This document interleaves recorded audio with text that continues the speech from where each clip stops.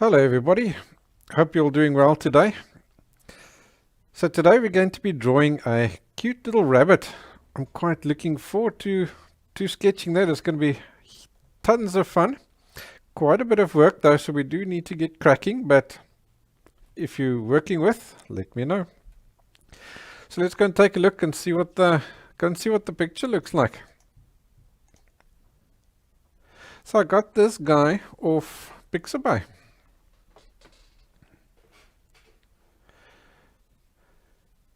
And he or she looked like quite a cutie. Let's go and change that to black and white. Let's just see what it looks like. So it's not too shabby. I like that. Lots of little contrasts. What I really did like was the bit of the dark bokeh background offsetting against the light of the face, making it look quite appealing. I do, however, think I know this guy's munching on a flower there, but I don't think that flower is going to look as good in grayscale as when you have it in color. In color, now you've got that color contrast and the difference for you to show it up. But now in black and white you don't have that, so it's going to look odd. So I think if you do want to add this flower, I'm not going to today. If you do, extend the stem maybe out to around this vicinity over here and put the flower around there. Or maybe even put the flower over here and then make a little bit of the stem stick out of his mouth this side to show that he's gobbling on the flower like that, so it's not so close. Then it gives you more of a view of the whole flower and not just some random petals sticking out the tip of his mouth, and that will tell the viewer what they're actually looking at.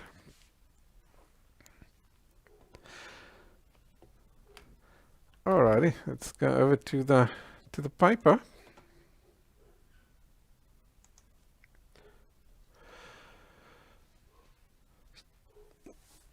So if you are a patron, you can go and download the reference PDF. I've got the color photo in there for you. And this I found off Pixabay. So then I have now turned it into a bit of an outline sketch over there, which I've then isolated, which if you've got a light box, you can go and transfer that. Or if you don't, you can go and use the grid to go and transfer your outlines. And then of course there is the grayscale version. So I'm going to be working off that today. It's always easier to reference off the gray than off the color. Alright, so let's do a little bit of planning. How would you go ahead and draw something like this? So the main thing is you're going to start, let's get the background in, and then we'll draw the rabbit, and then we'll squeeze some grasses in over it and to the sides of it, and I think that should give us a quite a nice drawing in the end of the day. What I did like about this background as well is those, because of the bokeh effect, it's just a bit of a mottled effect, and it's actually, when it looks like this, it's super easy to draw. So I have now gone ahead and just transferred my outlines onto my drawing paper. I'm drawing on an A4 sheet, just standard photocopy paper today. Then I'm going to take just a sheet of paper and a dark pencil. So here I've just got a 9B graphite stick, and I'm just going to scrape off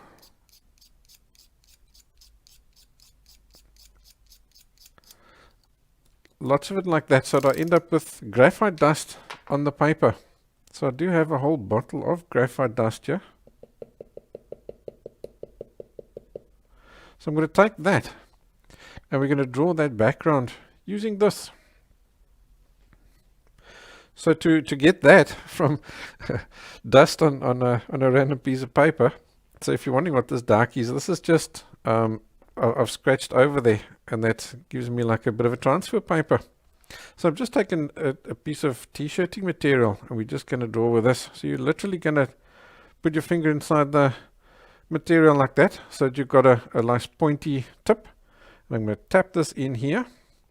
Now you've got a whole heap of graphite dust on the cloth like that. So let's just bring up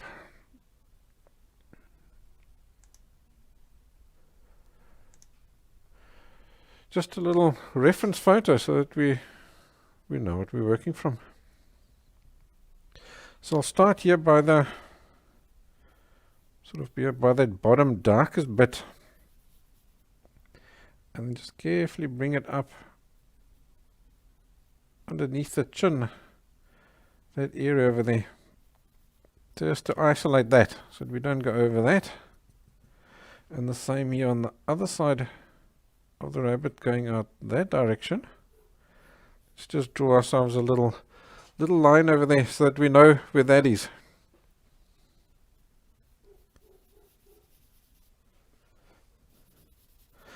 Alrighty, so what I am going to do is I'm going to use that background as a reference, because it is now, obviously there's trees and bushes and what have you in the background there. So I'm going to use this as a guide. Where I see dark, I'm going to put dark and so on. But obviously mine are never going to come out exactly like the original. But at least it gets you in that realism ballpark. And that's obviously what we want. Let's just lightly go around over here. You have to be careful. We don't want to make the background look like it's going around like a halo around the rabbit. So we have to be careful when doing this. So now as you're doing this, you're obviously going to go over the edges of the rabbit that you've sketched by accident. So just come back in with an eraser and just get those outlines back in so that you don't lose them. It's very easy to lose those outlines of yours.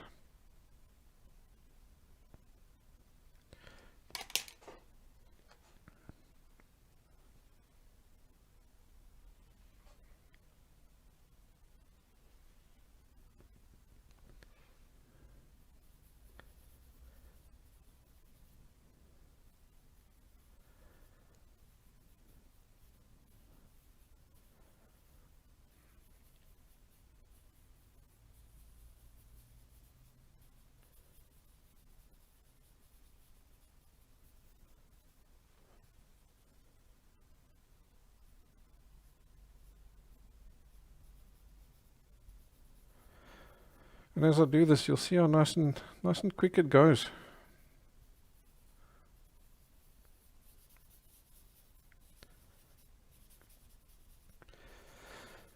So none of this over here is neat white paper. So at the end of the day, you will go over everything. And for now, I'm going to leave a reasonably sharp line over here.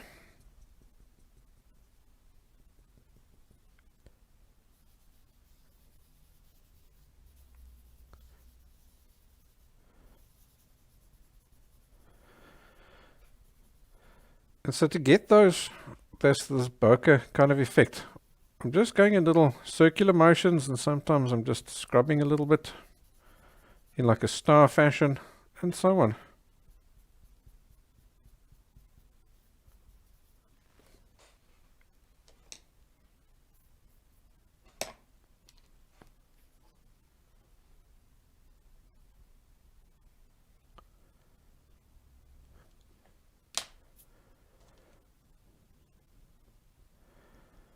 Make sure we don't lose that tip of the face over there. That's quite important.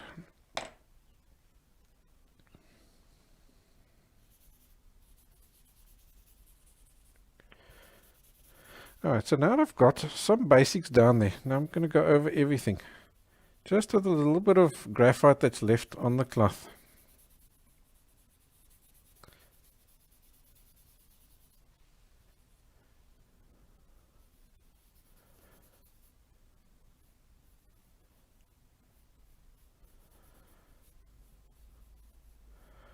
And that's now just going to get rid of that white of the paper.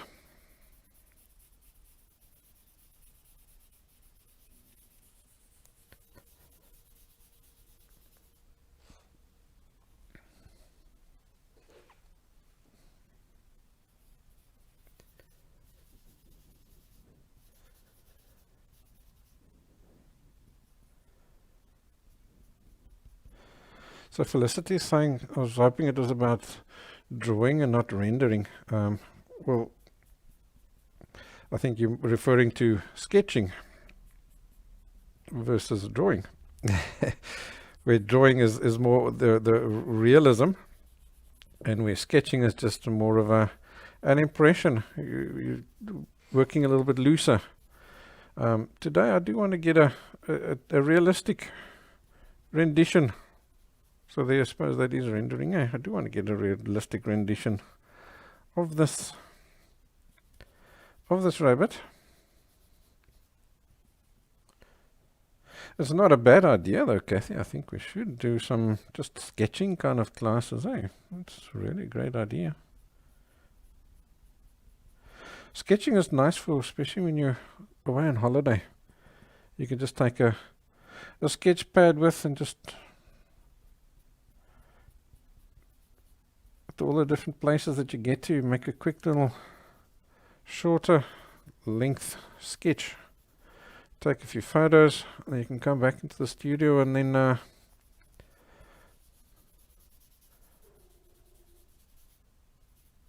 make more detailed artworks out of them afterwards.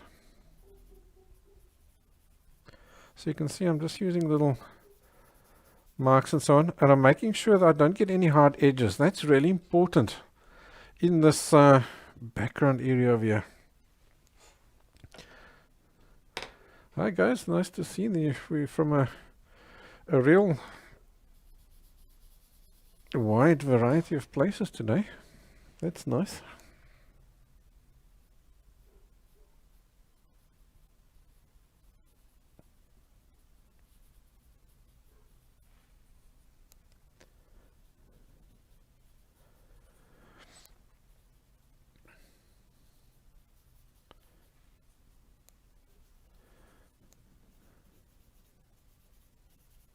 I think what I'm going to do, just to this top corner over here, I like to keep my corners dark because that helps to draw your eye into the picture, not out of the picture.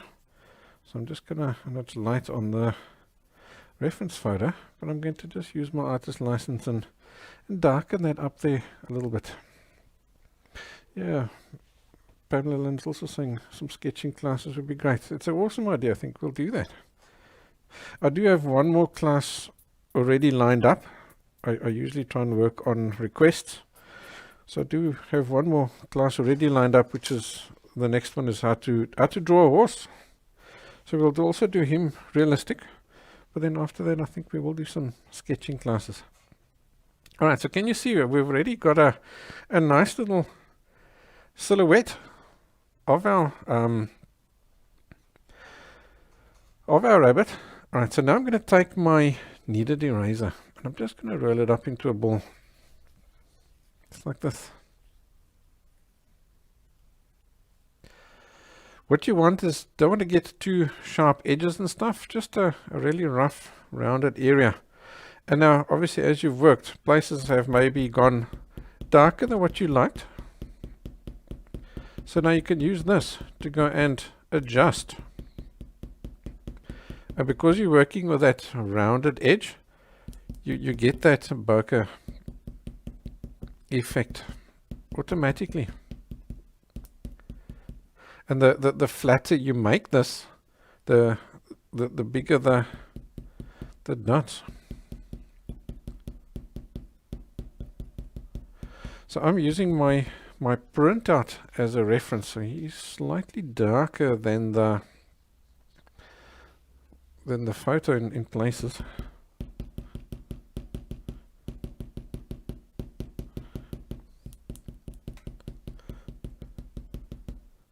So why I like using the eraser as well, you know, not just using the finger. This adds extra little lighter dots where when you're working with a with a cloth, you can only make darker dots, and this is now bringing out lighter dots as well. So that gives you more variety inside that background.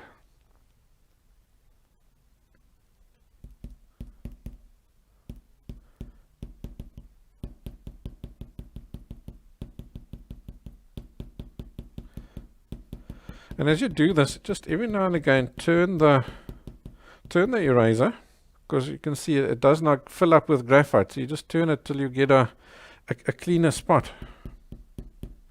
Here I'm going to make some dots that are where I'm pressing over the rabbit and the background at the same time, and that gives you that effect of it's going behind.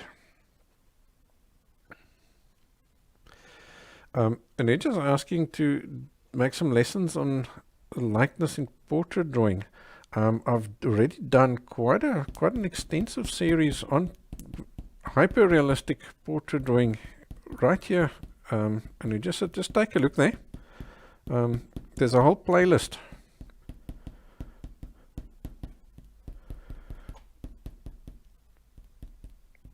with super realistic pencil drawing lessons for portraits.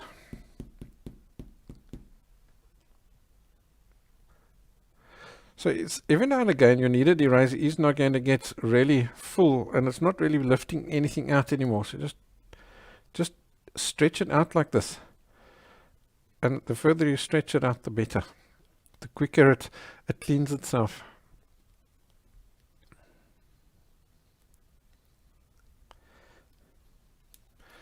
And then you can just roll it back up into a ball again, and look there. It took literally seconds, and now you've got a brand new eraser again. You'd never say you've used it ever before.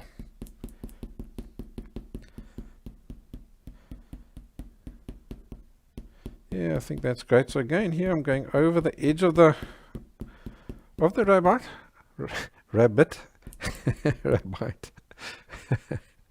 rabbit, to make sure that you've got that background is going behind him and not around him. That's really, really important to get that, so that you get that continuity. Alright, so speaking of continuity, the next thing that I'm going to do is, I'm reasonably happy with that background now. Now you want to just make sure that you've got this background of yours all the way to the edge of the rabbit. So let's maybe go there. And here you can see, don't know if you can see it, there's my line over here. So I'm not quite there. So I'm just taking a 2H pencil here. Now this is an H. Just an H or a 2H pencil, and just gently bring that up there and match whatever tonal value you've got in the background. So here I'm making them darker. There's going to be lighter. What I'm looking for is to avoid any kind of silhouette. For example, there was quite a long line over there. You can still see it, eh? So I'm going to turf this by making this darker, and maybe just add a little bit of a difference in contrast between there and there as well. There's also an area. And this area actually seems like it needs to go quite dark, so we may still have to fiddle that darker later.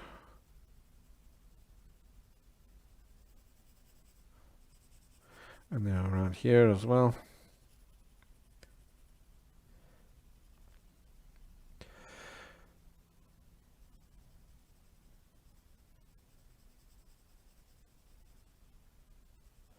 In other words, we're just tidying up the edging, but by bringing the background right up against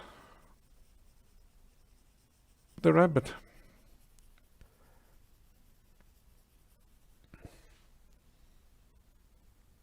Okay, so Daimi is just asking me to just explain again, how do I make the background look like it's going behind the rabbit?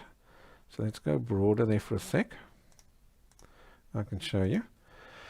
What you want is, with the background, maybe let's take this pencil. Maybe this pencil is an object that's in the background and that's lying over there like that. Maybe let's say it's a fence. There's your fence.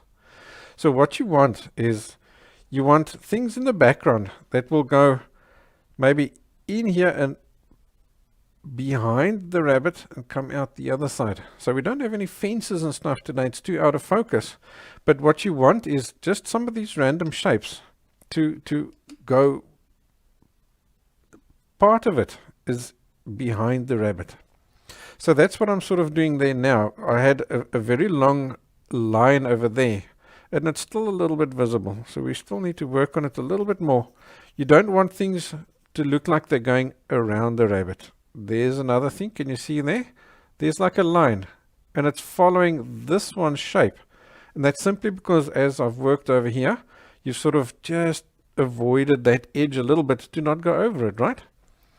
So this is what you do, is before you go into here and start doing all that drawing, you just break up those little patterns that you've got.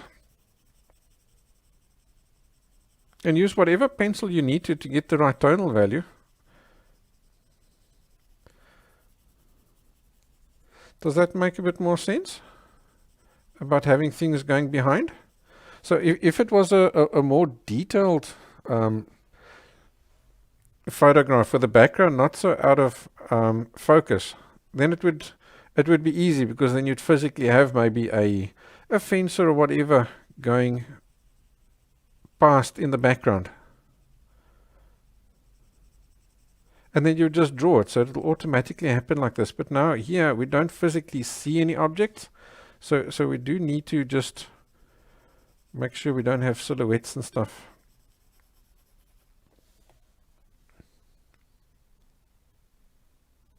For example, you got the bokeh effect. This gives you little roundings, right? So you don't want all those roundings ending right on the edge over there like that. You want some of those roundings appear as though they're coming out from behind. Awesome. I'm glad that's cleared that one up for you. Adriana's asking, let me just go back to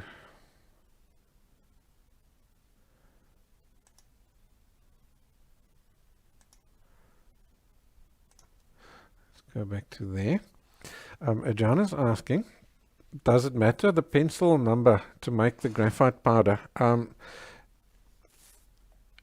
I use a dark. I use a 9B. This is actually a this is a 9B graphite stick, a Faber-Castell graphite stick that I've used just so that I can get lots of graphite. I tend to use any dark pencil would do the trick, but it all depends. You know, you can have different bottles with different graphite dust in it. Okay, so I think I'm happy with the edging over there. Over here, all this needs to go darker, but I think we'll darken it up after we've done some more of the rabbit, and then it'll be easier for us to judge how dark do we need to go to make that rabbit stand out nice and nice and with good contrast. So you could easily have maybe a bottle of 2H graphite when you want to fill in large areas, because the graphite dust helps you fill in large areas really, really quickly. So you don't always want to fill it in with dark. You may have a very light background that you want to quickly fill in. So you could have maybe a 2H graphite as well.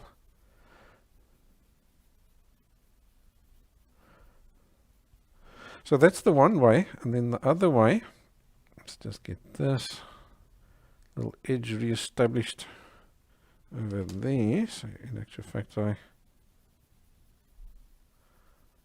there was wrong, that I lifted out earlier.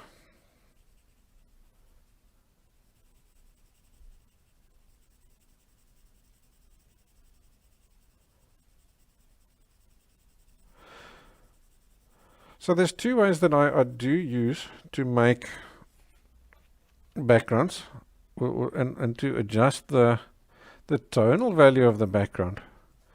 The one is now using the graphite dust. So obviously the more you have on the cloth, the darker it's going to go on. So that's why I would dip into it. Let's bring that back. So I'm going to take this and I'm going to dip into it, straight into it like that, and I use it like that. So as I'd work, sometimes that graphite dust would literally fall off the cloth. There's so much on there. But if I just want a little bit, and still, let's say a medium darkness, then I can tap it out over here. And can you see what's happened? That heavy excess that's on here would disappear. And then the other way is when I use this part of the paper where you've actually scratched the graphite on here like this. So now you're not using graphite dust. By scratching on here, there's just a small amount of graphite dust. Then I'll pick it up without putting my finger on the inside, and I'll pick it up like this, just pressing very gently. And now I've got just a little bit of graphite dust over there. So let's maybe do it over here. And you see that I can put down a very light tonal value using still the 9B graphite.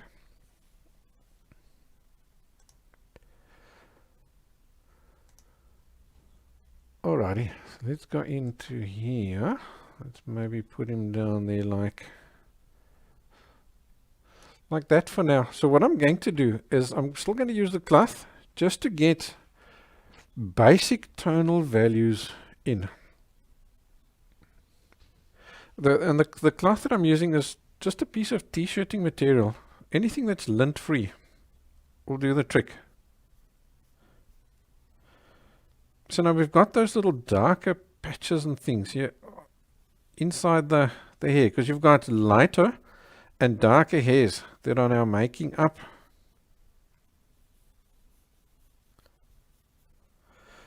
these different tonal values and stuff to show you the shapes or the shape of the face. So I'm going to just lay down some of those basic tonal values, and by using a cloth like this, you can erase them again. It's quite amazing how you can actually erase 99.9% of all your cloth work.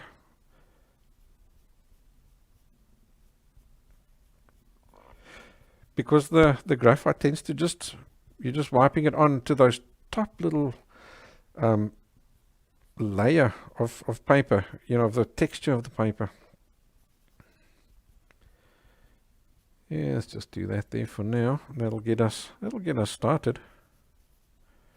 And I'm going to go over the whole guy with a very thin, light layer of graphite, just so that we can erase some stuff. This whole part now that we're busy with is just planning.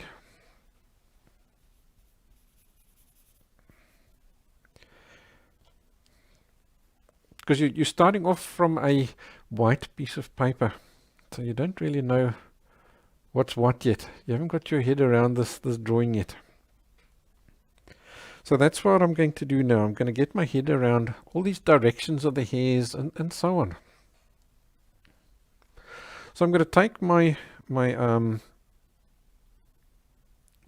Mono eraser, or any sharp pointed eraser will do the trick.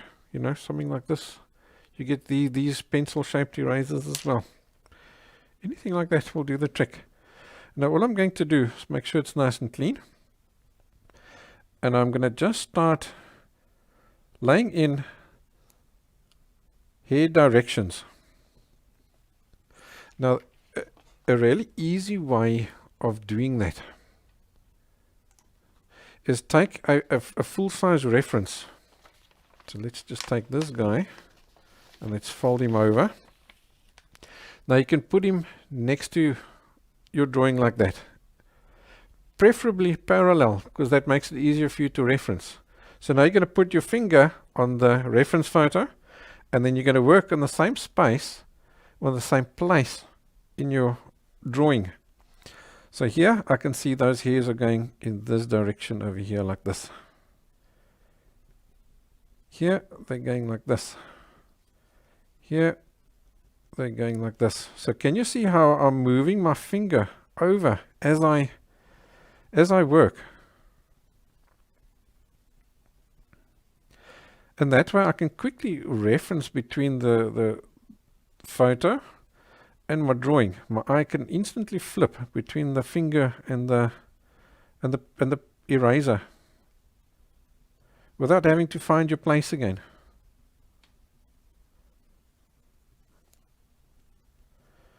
And as I do this, can you see I'm instantly starting to get a little bit of a texture.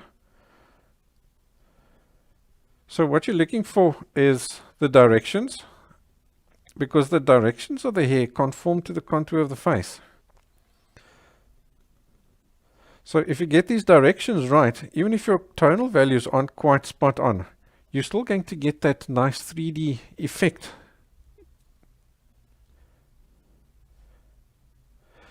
Then I'm also looking for the length of the hair. The hair differs, especially like here around the nose. It tends to be super short.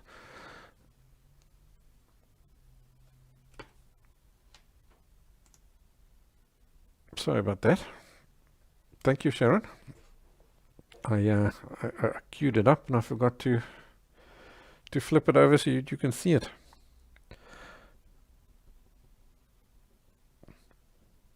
So I'm now looking for those different lengths of hairs as well, and I'm using corresponding strokes on my drawing. Like here I can see, look there, those little hairs there are longer than, say, over here. Here they're super short. So they're actually so short it's just shadings.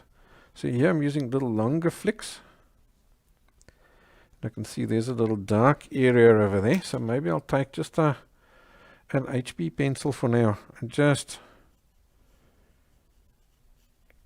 plot out where that little dark place is. And he's got a nice little lighter edge over there, so I don't want to go too dark on anything. Just a quick little plot so that I know where he is. Okay, let's continue along here. So as I'm moving my finger, I'm moving my eraser to the corresponding spot on the drawing. And by working like this, you find that you can get these positions a lot more accurate than just by looking at the drawing without pointing at it. You find you work a lot more accurate. Way more accurate.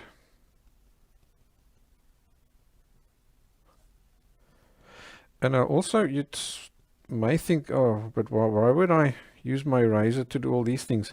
What you're doing is, you see you've got light and you've got darker hairs. So you are doing half the work, but it's very low at this stage. It all looks low contrast. So you think you're wasting your time, but you're not. You're putting in all those lighter hairs now.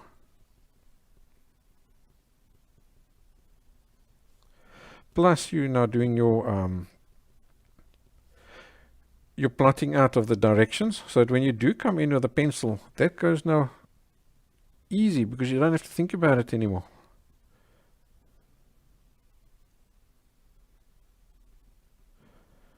Because you can visualize where all these directions are, because they're already laid in.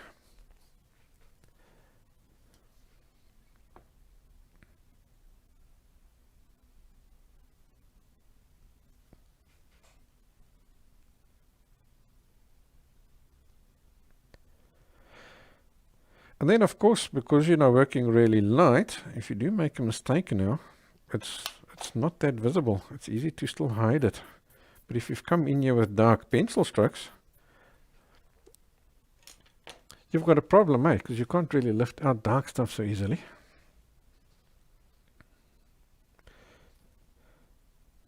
Okay, let's stop at that. We'll just do the face and the ear and stuff for now.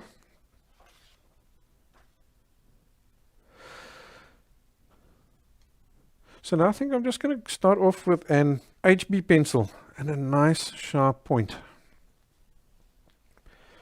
Don't be shy to sharpen this guy as sharp as what you can. The sharper the better. And the other option is, if you've watched my introduction class, I show you how to shave yourself a chisel point. Maybe I'll use, that's a bit dark with the dark background. Let's use something lighter. Let's maybe just use that plain piece of paper there. So the way the chisel point works is it's now, because it's chisel shaped like that, can you see you've got a nice sharp point, even though it's flat over there. So that allows you to do lots of lines like this before your pencil becomes blunt. So before I start, I always just go over it with a knife, just to really make sure I've got a nice sharp point on the end there like that. So if you look at my intro to pencil drawing, I do show you comprehensively there how to safely get yourself a chisel point. And then there's also now some extra graphite dust which I keep, chuck it in the bottle. Alrighty, and now again you can just start anywhere. I'm right-handed, so I'm going to start here on the left and I'll just work my way that way.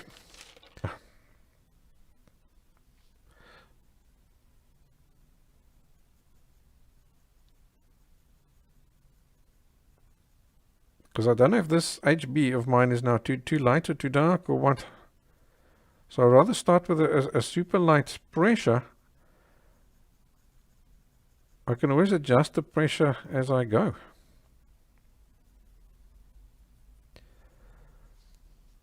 So I can already see it is reasonably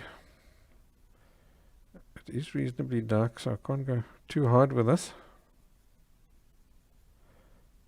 And as I work, I am still keeping my finger on the reference photo.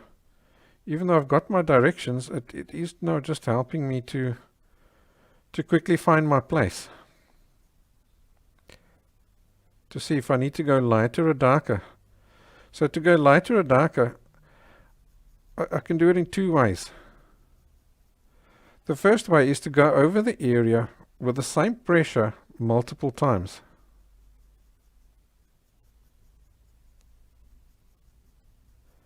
Because now you're then giving it multiple layers, so it automatically becomes dark.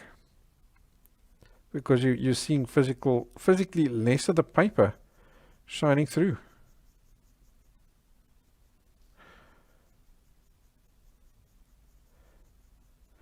And then the second way is you press harder on the pencil.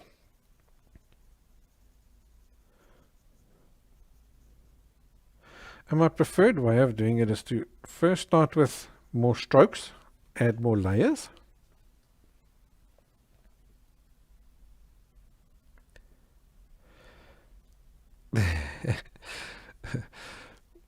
Aisha said she ran off to go to the ice cream truck. Where's mine? That's not fair.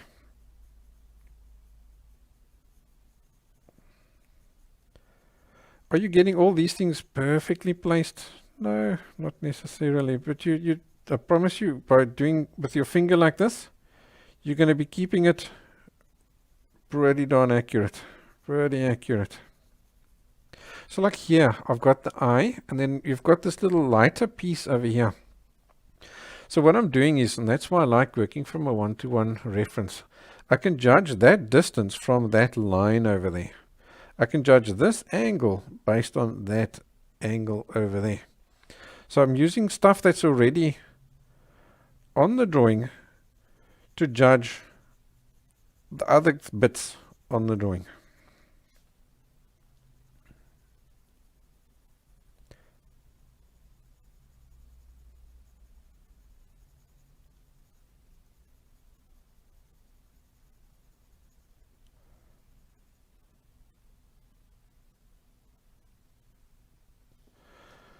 Let's go back all the way up to there.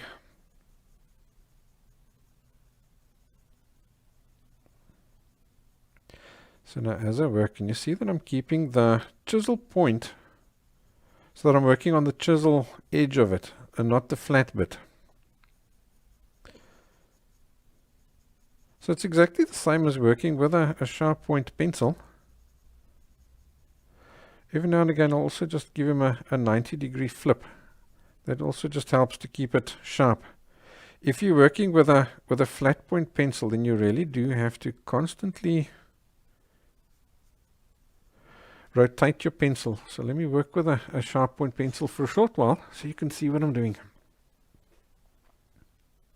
Here you can see how I do that. So let's go to around this vicinity over here. Let's work in that little darker edge over there.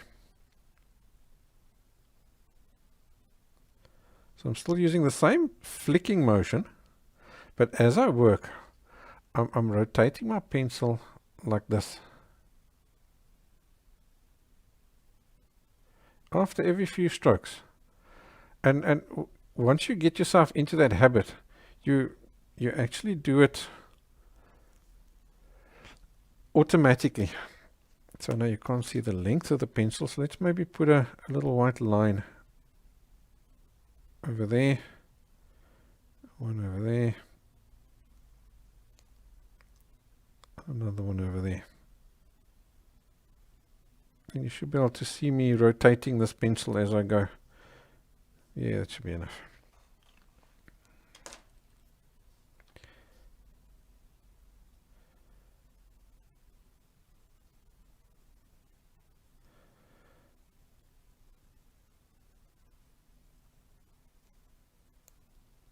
Can you see that?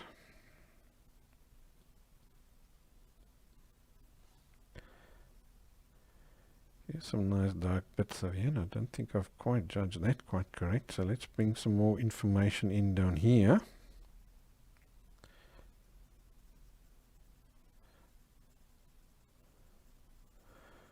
Then it'll be easier to judge where that little fold is over there.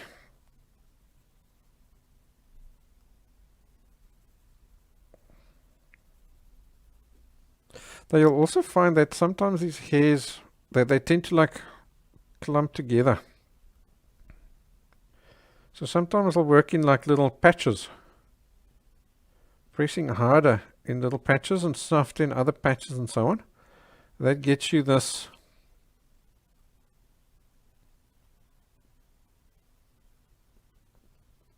sort of a mottled effect.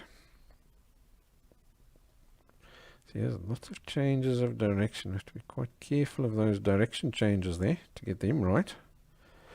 And then also you can judge things from other things. For example, here you see there's that little lighter patch over there.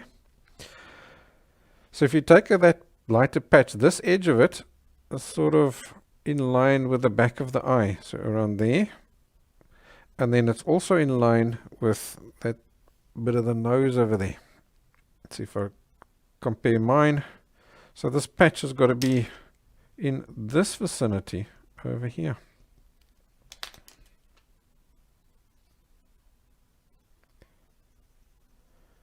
So let's work him in like that. So we'll add the darker bits around it. And that now in the end of the day should give us our little lighter area over there. So here's short little hairs. I'm working with short little dabs and stabs. Very, very short dabs and stabs. All just concentrating on getting that tonal value correct. And sort of the shape as well.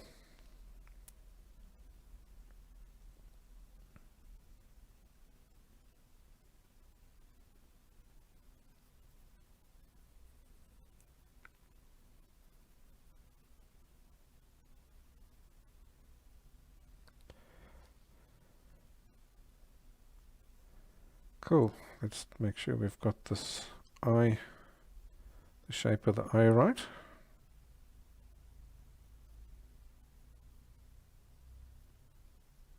So I'll just plot him out still just with an HB, so that if I do it wrong, I can fix it. That seems okay, like over there. There is no, the eye itself does have that little, like the wall of the eyelid over here. It's lighter than the eyeball itself. So we use the HB to get that in.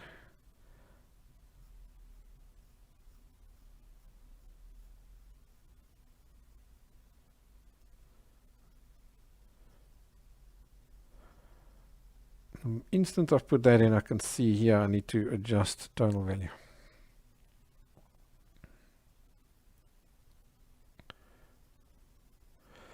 Okay, so now I'm going to go over to a, let's go all the way to an 8B. And let's pop that eye in. It's not too difficult. There's a little dark area like that, and then this upper eyelid is really dark, so we've now already established it. So I'm going to instantly go really hard with a pencil. I want to get that as dark as what I can, and I want to get a nice sharp edge on the bottom of that line. But going up, he is now rounding off, so I'm going to just use, you can even use an HB pencil for this as well. I'm just teasing that little line softer towards the top, and that indicates a rounding for you, because you've got a little mini shading there now.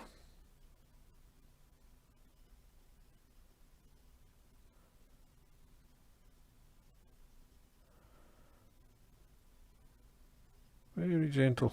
So you've got a nice hard edge over there, but a soft one over there, and there's your rounding sorted. And as we come around here, that. Alright, so now this is the inside of the eyeball itself. He's now dark here on this bottom bit. So now I'm getting the bottom edge nice and sharp where he meets the eyelid.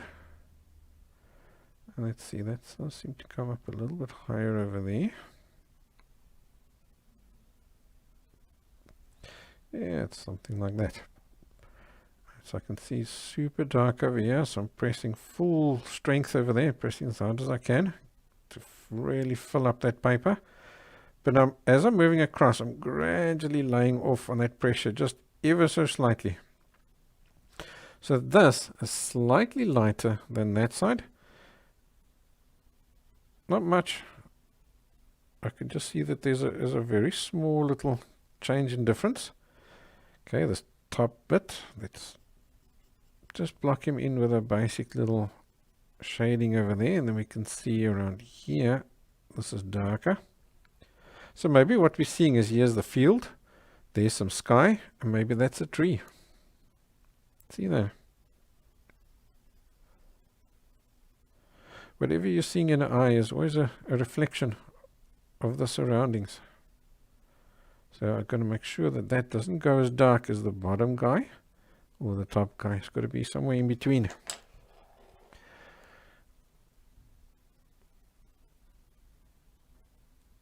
Then on that lighter bit, just on the edge there, I'm going to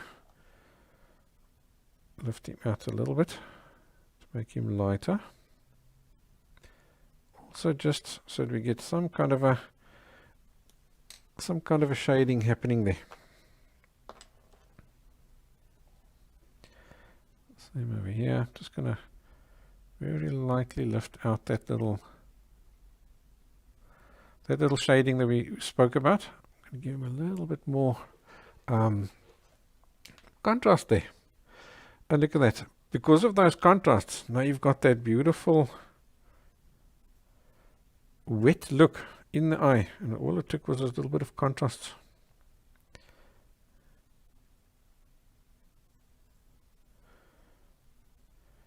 Yeah, quite cool bananas. Let's carry on over here.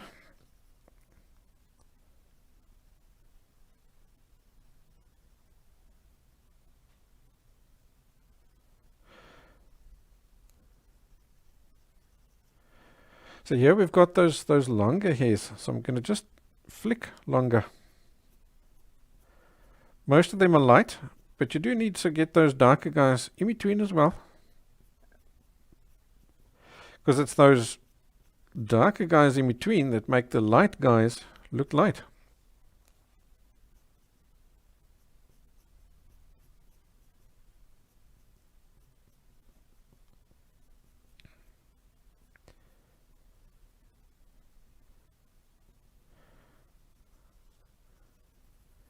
Yeah, that's cool over there. Alright, let's get that dark over there, because this dark over here is going to allow us to negatively draw the ends of those guys over there. So I'm still using a flicking and stabbing motion for the directions of in the directions of the hairs that are over here. And one or two of them I'm going to just flick over that lighter edge, because we now want to create that impression that there's lighter hairs on that edge over there, like that.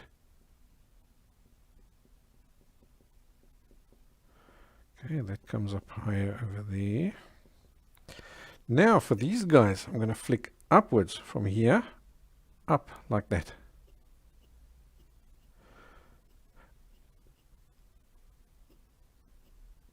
And what that's now going to do is it's actually going to create the impression of the lighter tips of the hairs. You see that?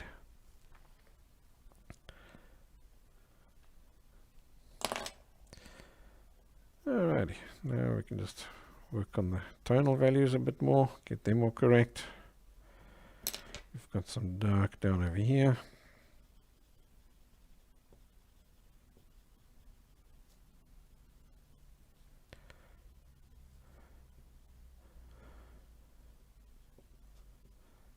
And then even in here, I'm seeing little darker bits. So I'm actually just tapping, literally making dots over here.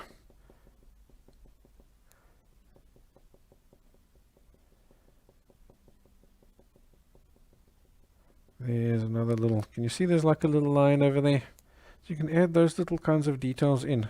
Initially it's not that important, but if you see it, what the heck, put it in, why not?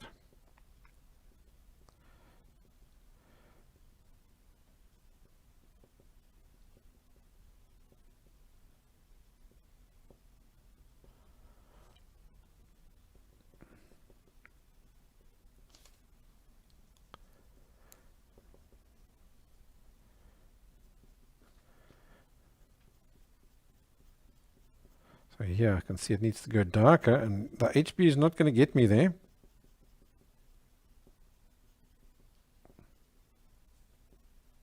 So I use the 8B.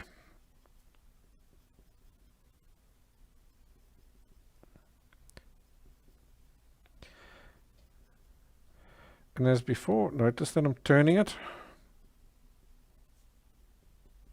to get that nice, or to keep a nice sharp edge point on this on the pencil.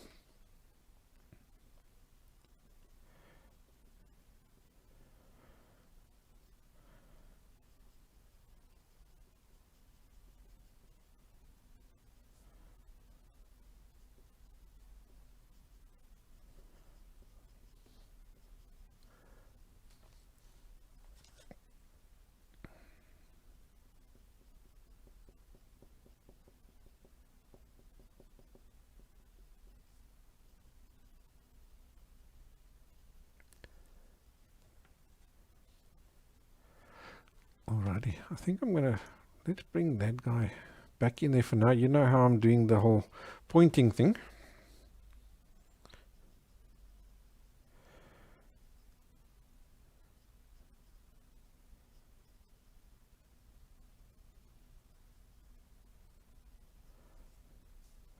Right, over here, I'm gonna establish where these little dark little patches are, where the whiskers come out. Just like that. Just little dots. Estimate them as best as I can. They'll probably be a bit off, but it doesn't matter. Nobody's going to know. just as best as I can. And now let's maybe go over to an HB. These hairs here are so short that you may as well just color them in. Just get yourself a shading. You've got those dots, so they'll stand out. And just get yourself a shading going over here. It's darker there and going lighter to there. And can you see instantly it's rounding off? And then there's this nice little brighter contrast on the tip of the nose over there. And the tip of the mouth. So what I'm going to do with that, let's go over to, let's stick with HP maybe, eh? So now I'm working inside the background. And I'm darkening up that background. But now when you do, make sure you don't get a halo. So you put in that darker bit and then work it out further than you think you need to. So that it literally just becomes a darker bit of background over there. Then you know there's no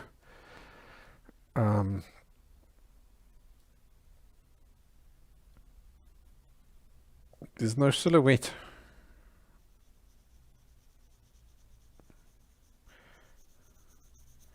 In actual fact, I think I'm going to darken up all of this over here.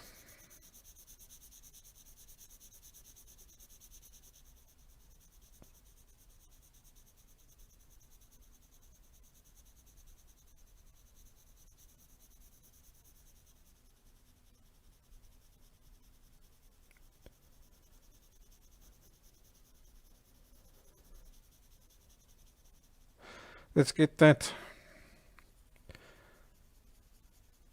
edge of the rabbit standing out nice and contrasty against the background.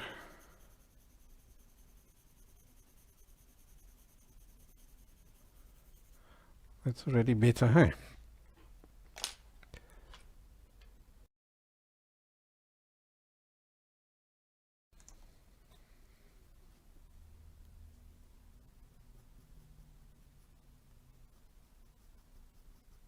Okay, let's continue just working on those tonal values using the shortest little flicks.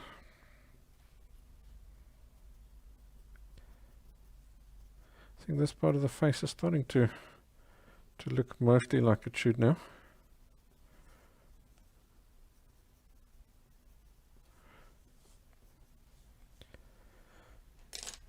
So here in this area over here, it's mostly really dark hairs. There's none of those medium. It's dark hairs versus really light hairs.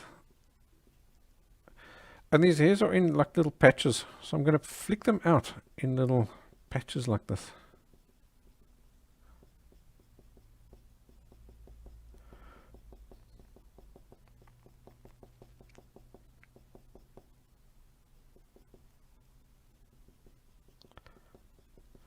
I think this pencil does now need to sharpen. That.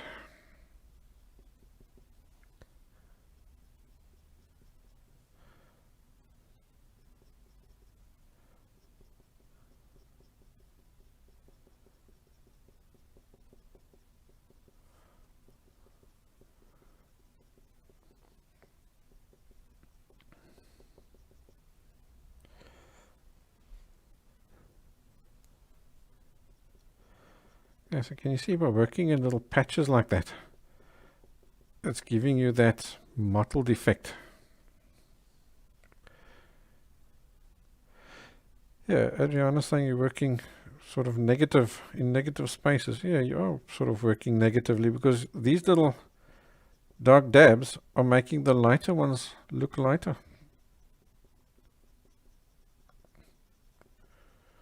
And as you go along, you're now gradually able to get these tonal values a little bit more accurate, a little bit more accurate, a little bit more accurate as you go along. Initially, they just sort of more or less. And then as you go along, you're able to get them looking better. So even over here, you won't need to draw those light white hairs. You're just going to use random flicks Now I'm going to add that darker edge. Then a few little dark flicks in between. And that'll make it look like there's lighter hairs there. But you haven't drawn any.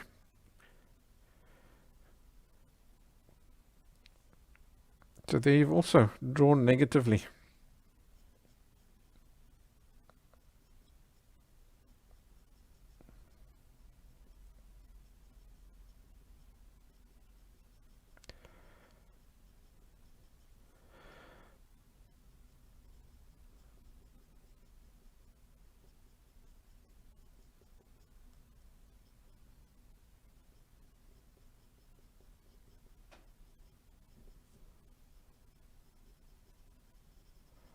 Right, let's start working on these ears over here. That face is 90% there, eh?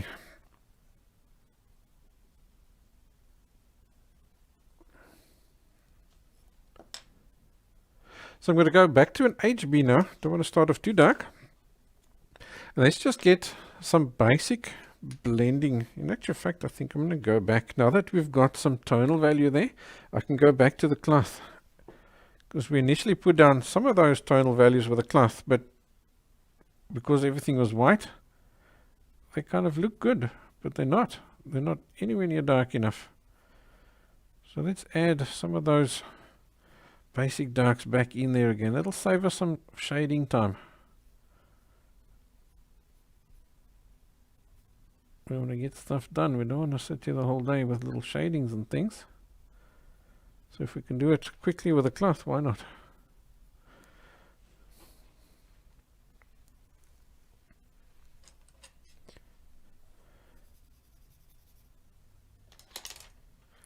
There's a little spot that came out too dark. So just gently tap over him with an edge of the kneaded eraser.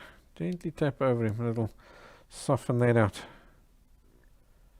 Same as that over there. That's fine for now. Alright, now we can use the pencil and let's get some nice shadings in. So I'm going to be very careful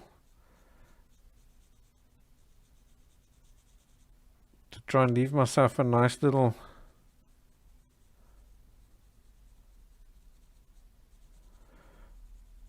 bright edge over there. It's not critical because we can still use the jelly roll to get that.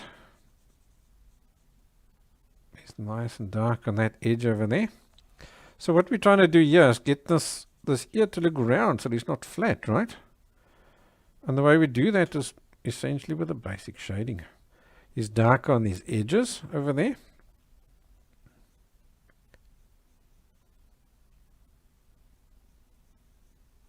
And then lighter in the center.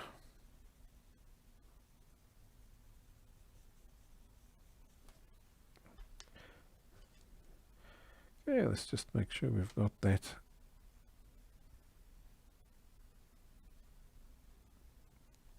nice little edge established there by erasing him.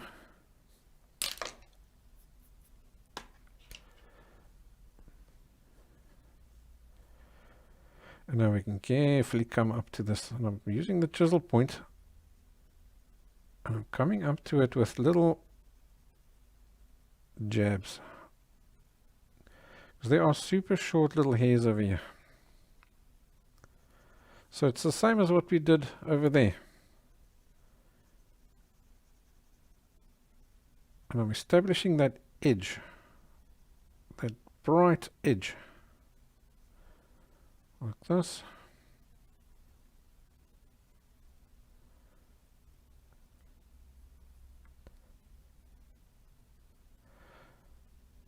In other words, that edge is now not perfectly smooth. It's hairs. And then I'm going to, from here, just bring those lines further down over here.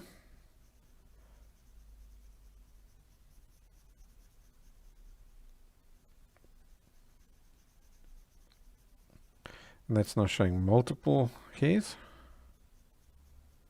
inside the ear, just like nice short little hairs. Like that. Oh, this here is still too light. Let's get his tonal value right quickly. And that can just happen with a basic little shading.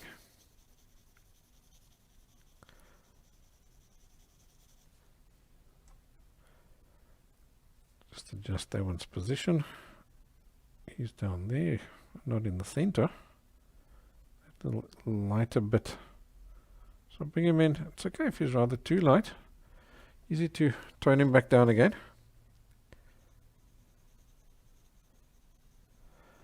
And now what I'll often do when I'm working with this bit, because now I'm 90% there, I'm going to look for little, you get like little veins and all sorts of stuff like that inside an animal's ear. So I'm going to see if I can spot little things like that while I'm getting these tonal values correct. For example, around here, there's little veins visible. So I'm going to just work out little things like that. As you tap them out, they may come out too light, but that's fine. You just come back in with your pencil and just tone them back down again, just until they just visible. Here's little bits going across there like that, little darker bits. You don't have to get them in exactly the same spot, you know, just more or less is good enough.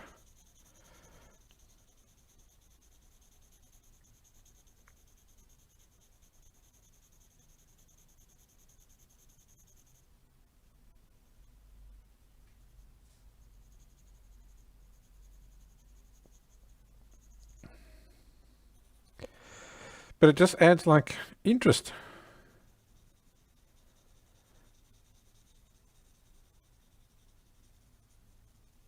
And it makes it look like you've spent hours doing all sorts of crazy details. Meantime, it only took you a few seconds to adjust these little contrasts and stuff.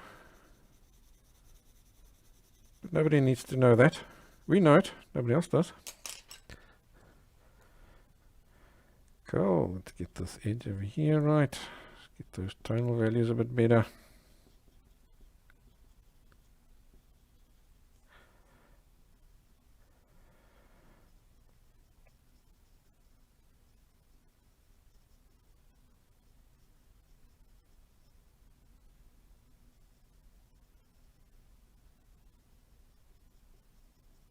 Okay, now we can move on to the other ear. So luckily he's a bit more simpler because we're just seeing that the outside of the ear, not the inside. But I'm still seeing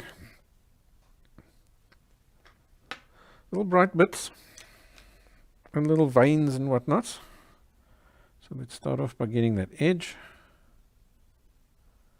Make sure we got him well established.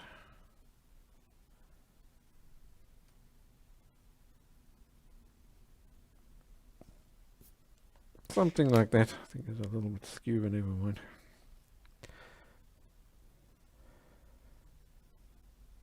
Let's see, we've got this outside edge over here. That goes up to there. And then he comes out. There's, I think there's the mistake.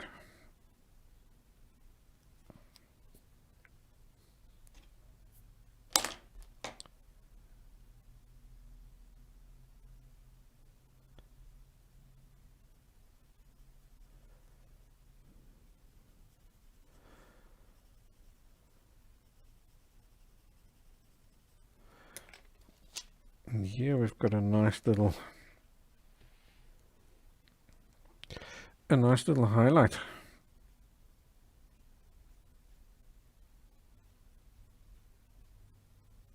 So I'll lift him out.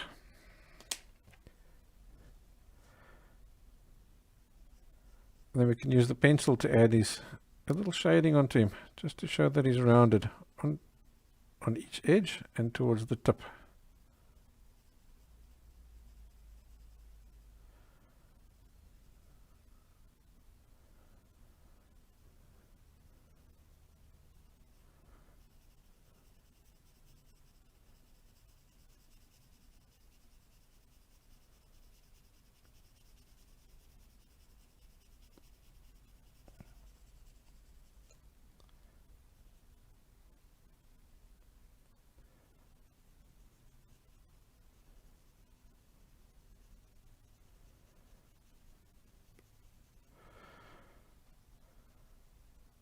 Alrighty, cool, man. Okay, so here you've also got that back edge over there. We've got hairs and stuff. So I'm going to start with the eraser and just flick out a few little hairs, but like very quick. They're going to be super quick little flicks.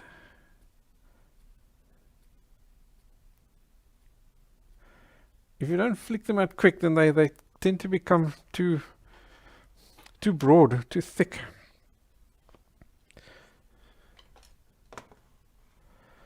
Alright, I think I'm going to go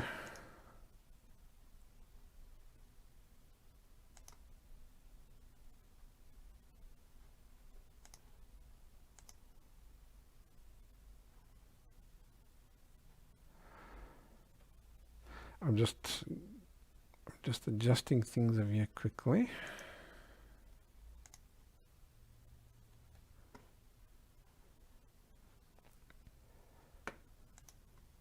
Let's go there.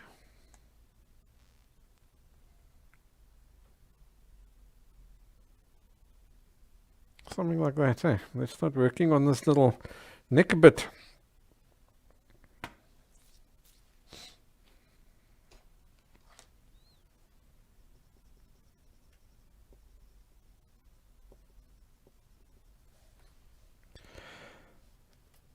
Alright, so what I'm going to do is I'm going to go all the way back to the cloth.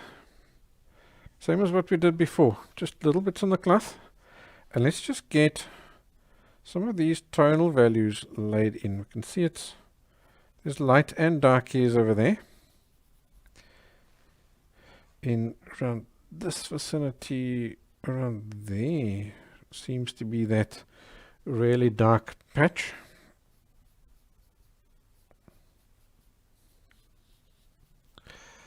And then let's maybe even go a little bit wider on this camera,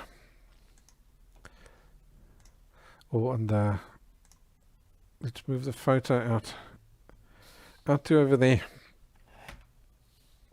And we can see that whole body. Because the worst is done now. That was what took the longest, was getting that face rendered. So I'm going to lay down just some tonal value all over the show over here.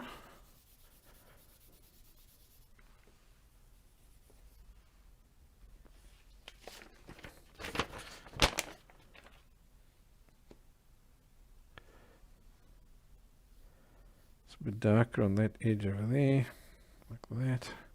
And it's darker around this area over here. So let's get some nice contrasts going in over there, because those contrasts over there is going to give us pretty much the shape of the body already. And then we go over everything so that it's not white, so we can do our plotting out with the eraser. Yeah, it seems to be in this vicinity where it's all at its darkest, eh? Awesome, so make sure you've got a nice clean eraser again. And let's see, we've got these light guys coming out to over here.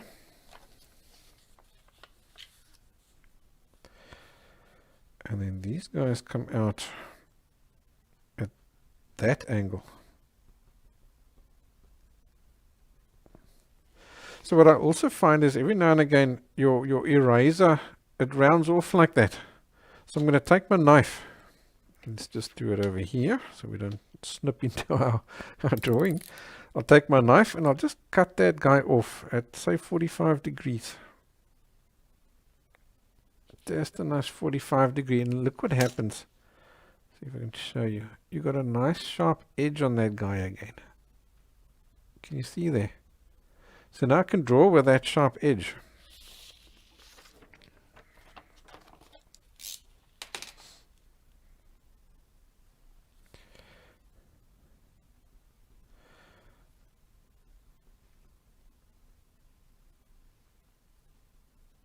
Yeah, Yeah, so those guys come down over there. So this does need to come a little bit higher up and then around. Something like that. And then you've got this body bit goes to around there. And then the lighter area is around here. And then we've got those guys quickly changing direction. They go like this. And then they flip around and they head out towards the back, and then here's these longer hairs coming down there like that, in between those that dark area over there.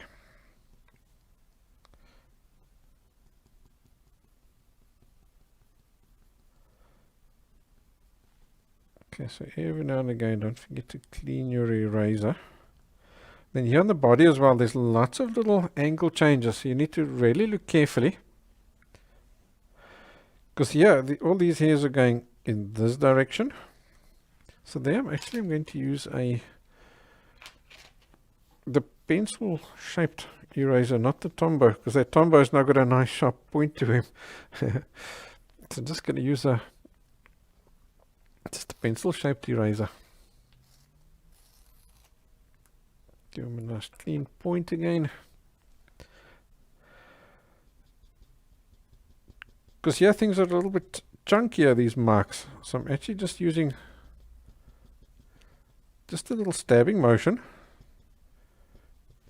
And I'm carefully watching the directions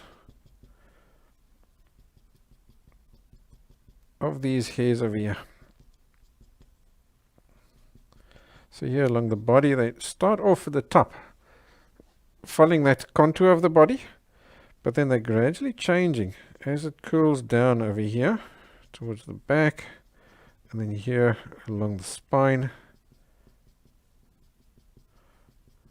Can you see how it's changing? And then here, there's like a bit of a rainbow effect happening over here. So it comes down, and then around for the body. But here it continues down to get as it gets to the shoulder area.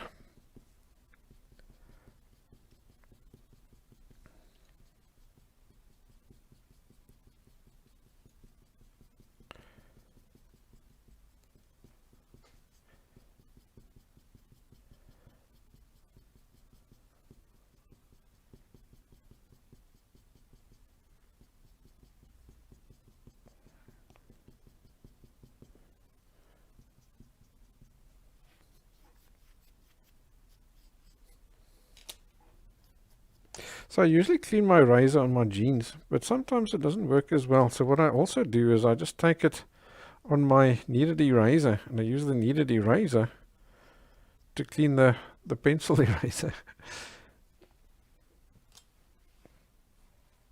It seems to work quite well. Alright, so I'm going to just continue over here.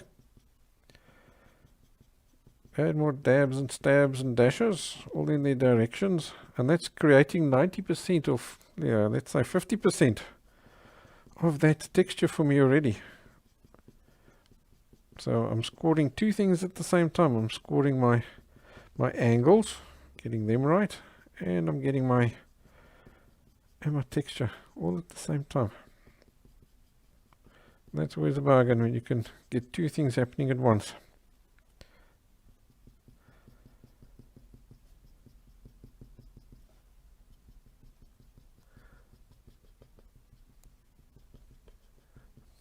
So I think maybe what I can do is let's go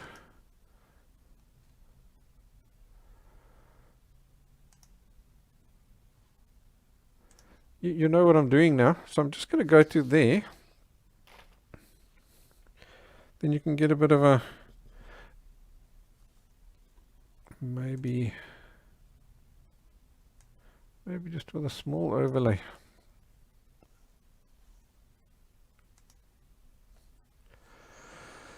Then you can start to get an overall view of what our rabbit looks like.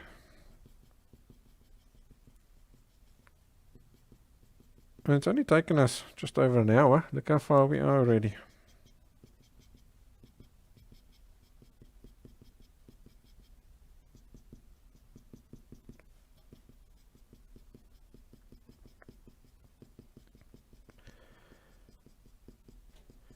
Yeah, it's pretty awesome. So here where it's lighter, I'm going to add a few more flicks.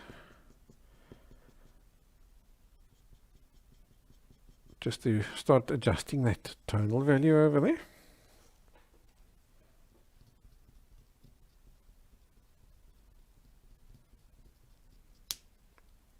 That wasn't bright.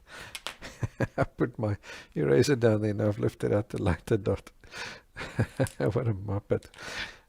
Alrighty, so let's go over to the 8B pencil. And now I think we can, let's go closer up again. Let's go to there.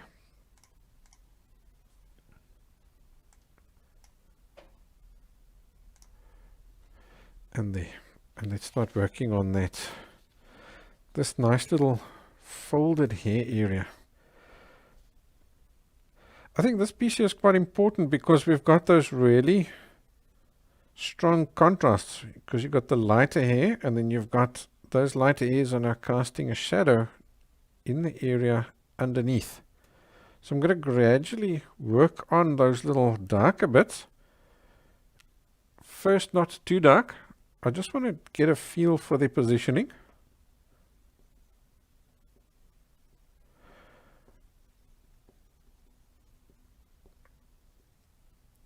Once I do, it's probably something like that. Once you do and you're happier, now you can go ahead and just flick upwards. Because we also again drawing those lighter hairs negatively.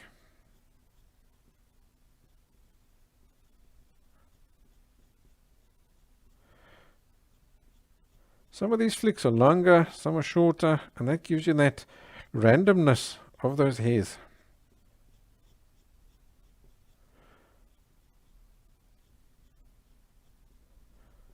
Like that. But yeah, towards the bottom, it's a shading. So I'm going to use just normal flick still, but more with a gentler pressure on the pencil, so that it becomes a bit of a shading. You can, I almost want to tell you can even go as far as adding a little bit of a shading over there. Cool. Now that we added that in, I can see that some of these areas over here can do with a bit more contrast. So I'm pressing a bit harder here. And that will make this contrast here is going to make those lighter guys over there stand out better.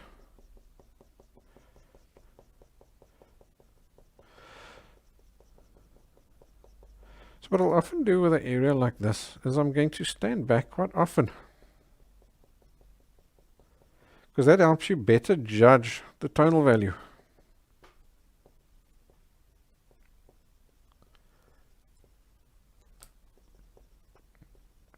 Of these bits that you're adding in here now. Another way to do it is to sort of just sit back, sit way back. And that also is almost as good as standing back. You know, you tend to sort of sit hunched up, right up against your drawing as you draw. And this is helping you to just check those tonal values. If you've gone too dark somewhere, just flick in with the eraser, just flick back some of these hairs.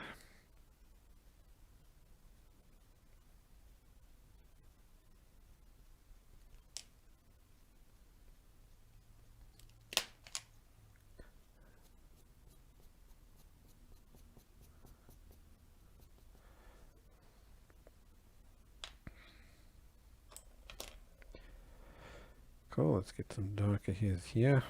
So I can see I haven't rendered this piece perfect. It's a little positioning that's not quite the same, but I don't think it's not the end of the world.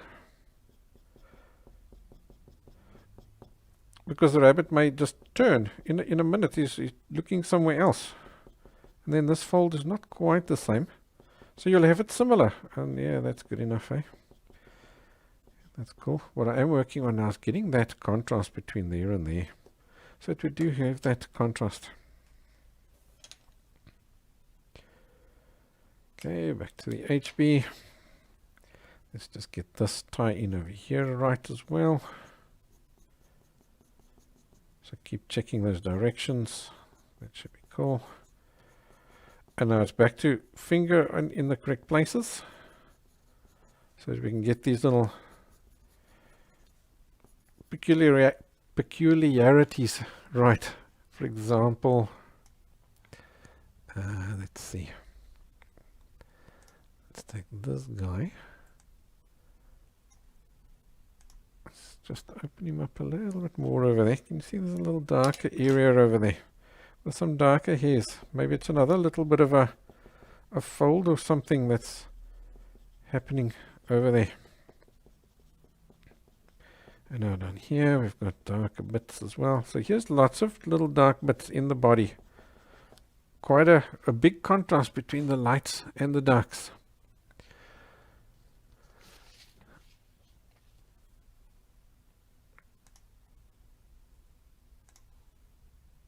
So maybe we should pop that guy over there. So I'm going to take my 8B. And now actually it'll help you if your pencil is blunt. So now I'm not going to turn my pencil because now I want to get these blunt out of focus lines. And I'm just still using that dabbing and stabbing motion in the directions.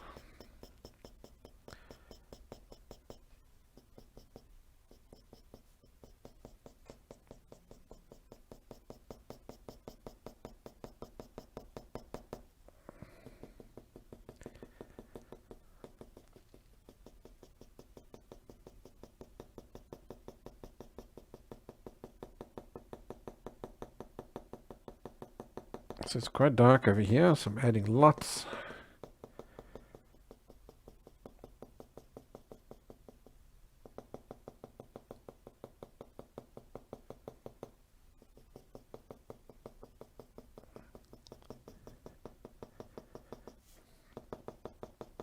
But as we come up here, it's lighter, so I'm going to slow down.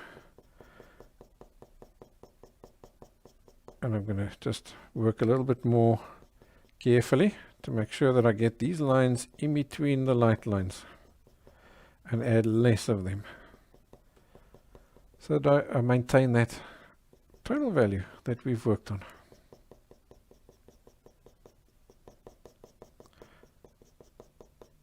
You see that? So now you've got a lighter area going through to a darker area. And I'm going to compare now. This here where I accidentally tapped the eraser. I need to go over a few more times to get that little mark on. And the body comes down over here and it just sort of disappears on us. I'm not going to worry too much anymore over there. And then here just a few little guys. Just so that we do have dark hairs in between the lighter hairs.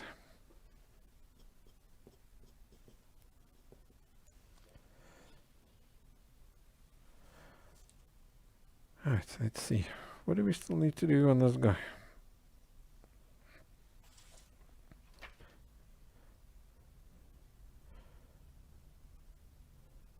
So the main thing that I'm going to do now, because you've got 90% of it there, right? So now just check tonal values. Now tonal values become really important. Now we're working on just refining stuff. Let's go even broad. Let's go there.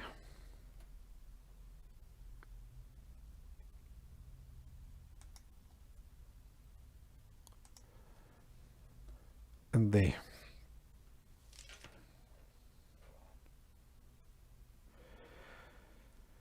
Now we're going to refine these tonal values here.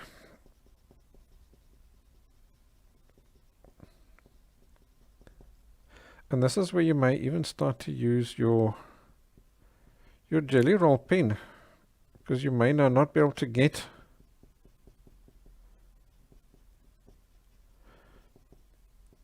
your lightest bits perfect anymore.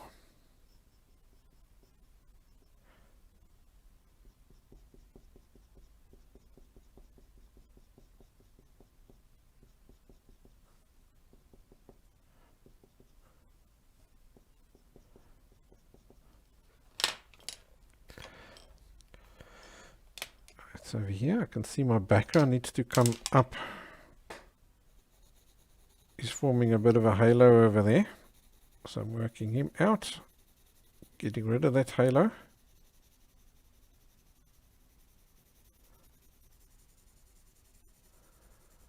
That's better now, hey? Because now I can use my eraser. Let's flick out those overlapping hairs. Remember, they have to be really quick flicks, very quick. Otherwise they don't have their details.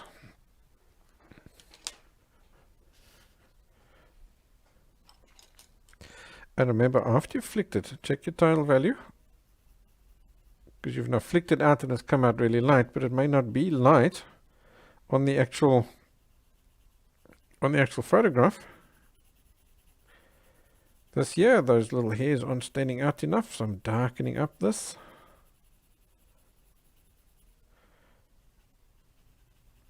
To get my contrast, and that will make them stand out better. Like that.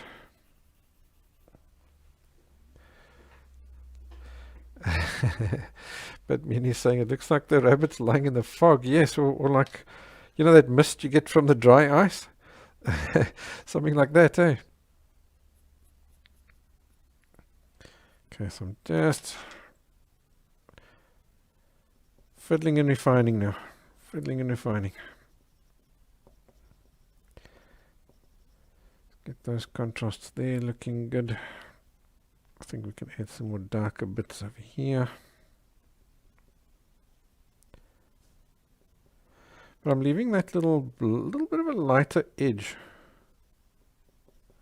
I'm not losing that. Otherwise you're going to lose that contrast between the background. Then our poor rabbit's just going to disappear on us again.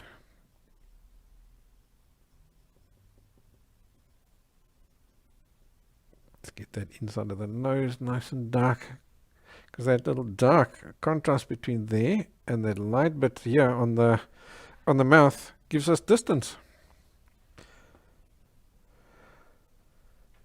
Alrighty, cool. I think let's put this in, and then we'll go up with the jelly roll pen, and we add the little whiskers and whatnots in it. So it's all the way back to our cloth again.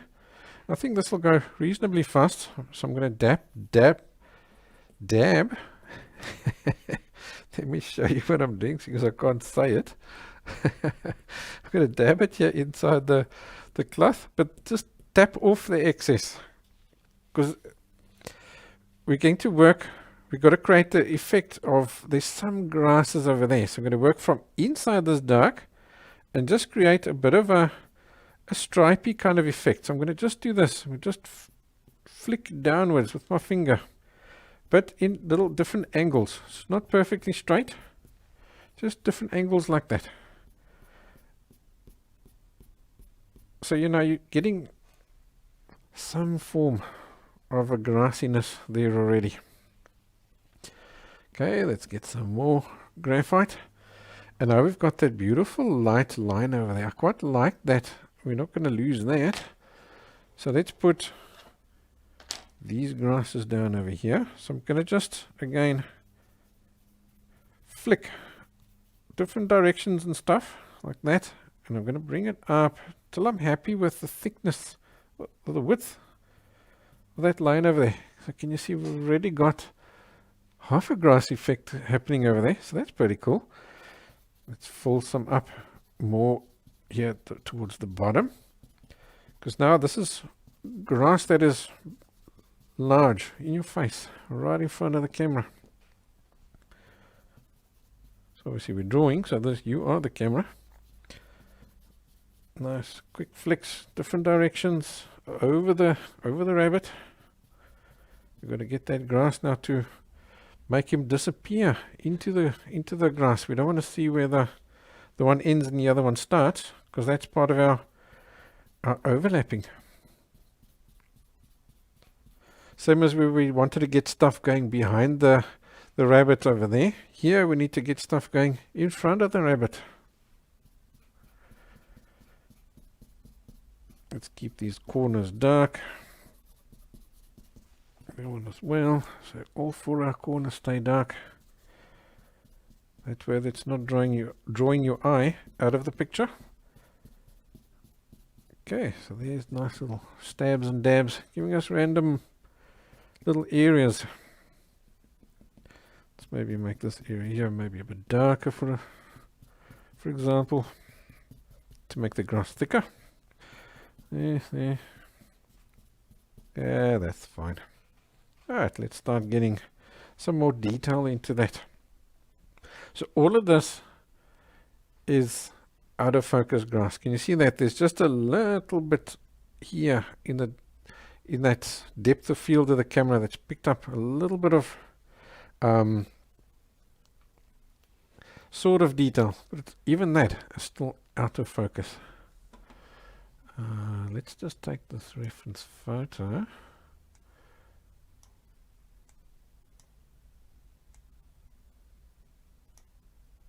Let me just do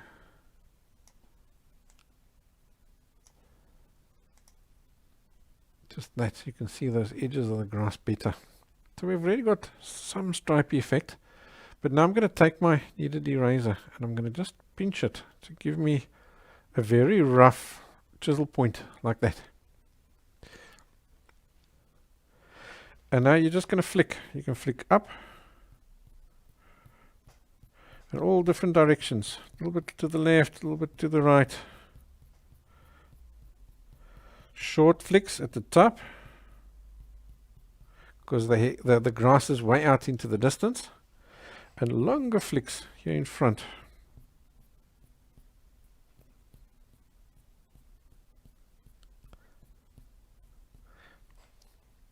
Don't overdo it.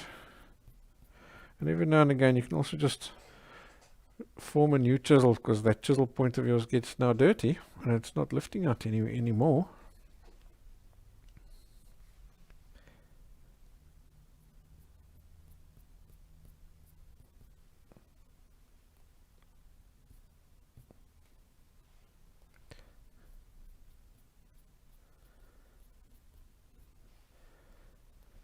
Okay, it's way at the back, so just short little flicks and stuff. Here in front, I'm gradually making them longer. And that gives us our perspective. Yeah, that's fine like that. And then not all of this is detail stuff, so I'm going to take my brush and I'm going to brush over all of that. So what that's doing is it's now softening up all those little shadings that you did over there now. Like that. And we go to, say, an HB.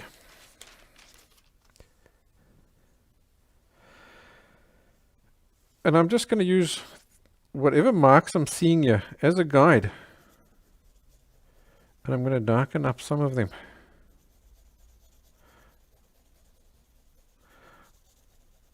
Different directions, different lengths. Some will be darker than others. Some will be lighter.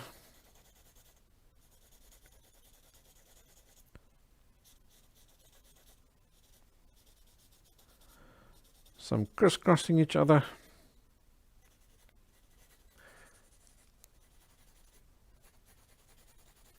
So you can see how quick it goes. It's really...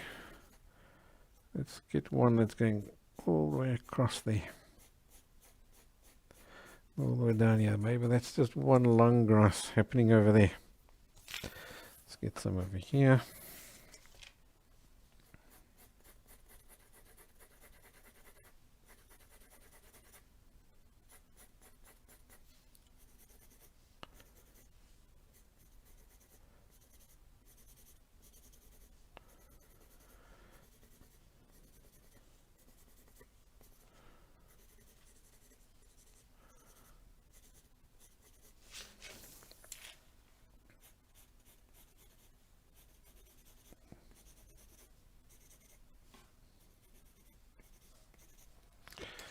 And let's maybe get the 8B.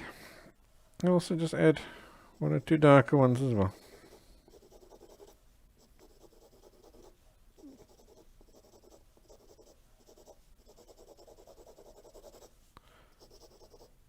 Don't overdo this bit.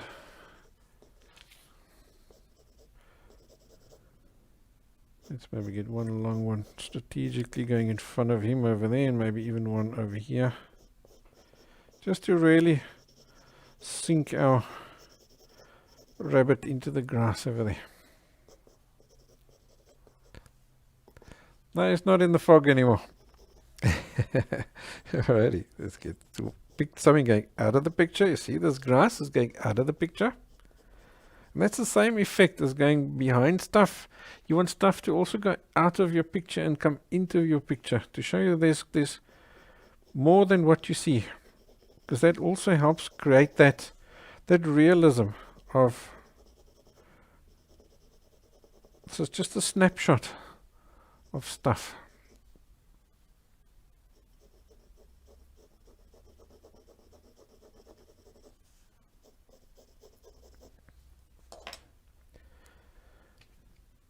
There's just a little bit of a dot over there, I think. It's too much of a dot. Let's just add a little grass over there. Now I'm going to add one or two little lighter ones. Remember we went over them. There's one or two lighter guys as well. And I think that should be enough of a... That's enough of a grass effect.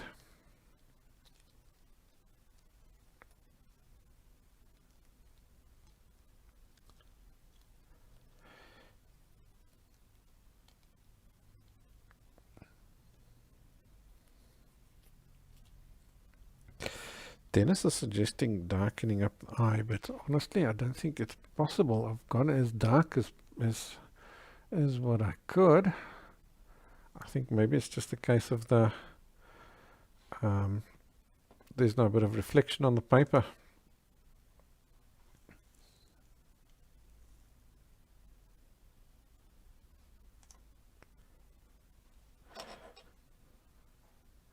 The only other darker I can go is if I use my 999X pencil.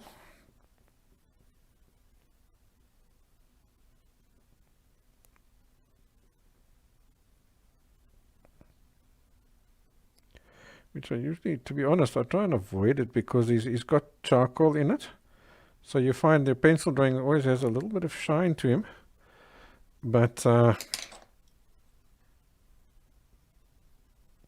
this 999B pencil doesn't.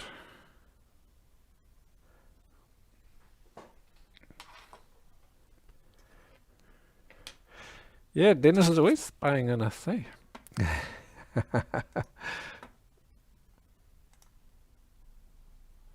Right, so I'm gonna...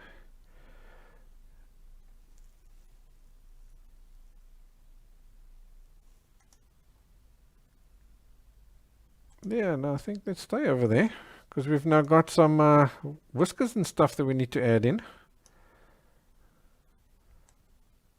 I'll just see how I can crop the...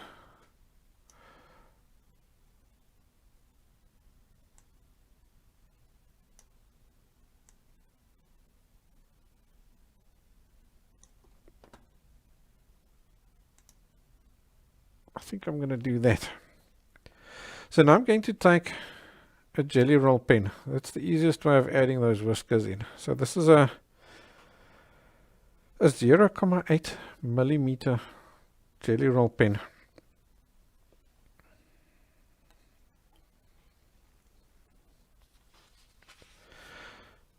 So what I do is I make a few marks on the drawing, and then I make a few marks on a scrap piece of paper, because what happens is your jelly roll pen will now not always pick up,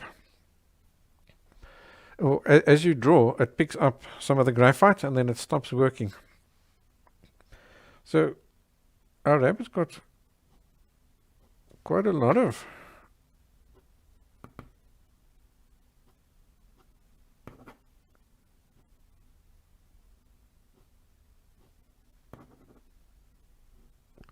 whiskers.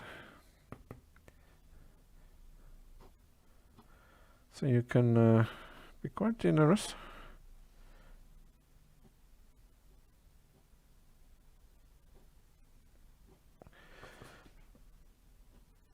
And make them come out at all sorts of different angles.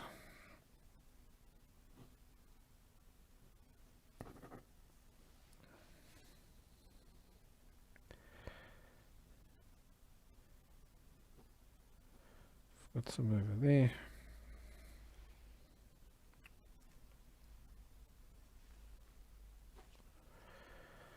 And here, I see this can go a bit darker, so I'm going to just darken up this area here. Just give us more contrast for that.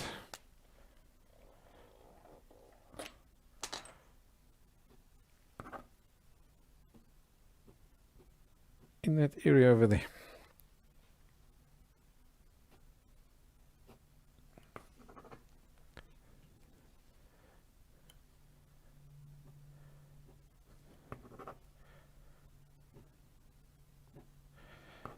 Always flick outwards.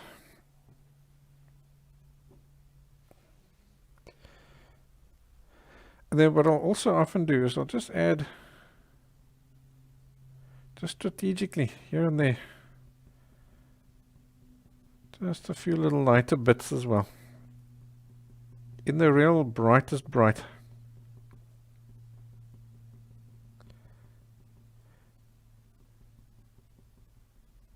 Because as you work, you're always filling up the texture of the paper with some or other tonal value, even if it's just the tiniest amount. Let's turn off the picture for now. Even if it's just the tiniest amount of tonal values, there's always some graphite lying there. So you can take your jelly roll pen and just bring out the brightest brights, like over here, just those bits that are really catching the sun.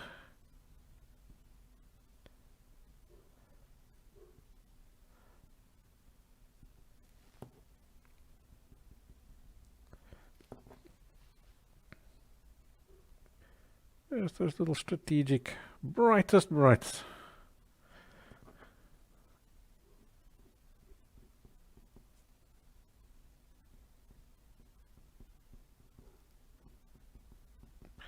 And that always just finishes it off so nicely.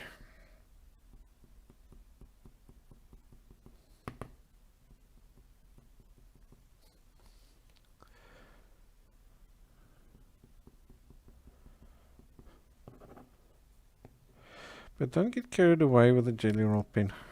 Otherwise you sort of become dependent on it. You don't want to become dependent on it.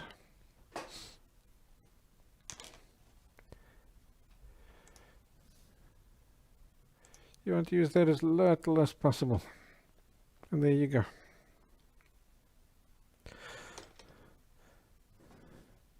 So again, I'm just going to stand back now. And now what I would do at this point is just compare tonal values.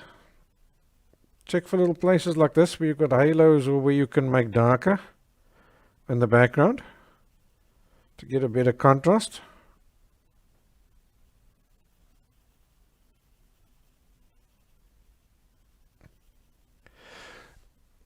Also just look at places inside your drawing itself where you can just fiddle with the contrast just to get it that little bit more accurate.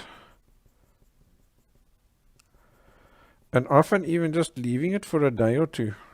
It's, you know, then you forget about it. When you're working now, you tend to, you're so concentrated on little details, minute details and stuff. Because that's what you've now been working with the whole time, all these little details and stuff. So now you leave this drawing. Tomorrow or the day after, you come back and you look at this drawing and you see it through all fresh new eyes. Stick it up on the wall, but then don't come into that room or whatever for a day, or at least overnight. And you walk in, and you, wow, that looks awesome. Or wow, you know what, there's a spot that's really a problem. It stands out like a sore thumb, which you may not have seen today, but you'll see it tomorrow. So if you have enjoyed today's lesson, go and take a look at my website. The address is over here. I have hundreds more lessons like this, all in real time. There's pencil drawing, there's pastel, there's watercolor, there is oil painting, acrylic painting, you name it, there's a ton of different classes there. in all sorts of different subjects: animals, portraits, still life, landscapes, you name it.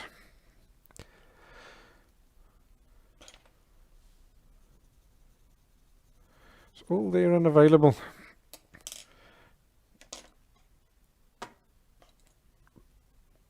To my patrons.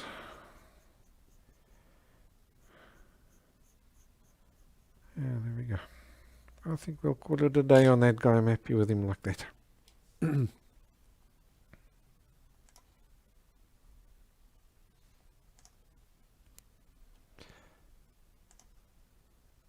So I think let's go to there. So I hope you enjoyed today's class. Good luck drawing your rabbit. I'll see you next time. So guys, if you do have still questions in the live class, fire away. I'm happy to answer them.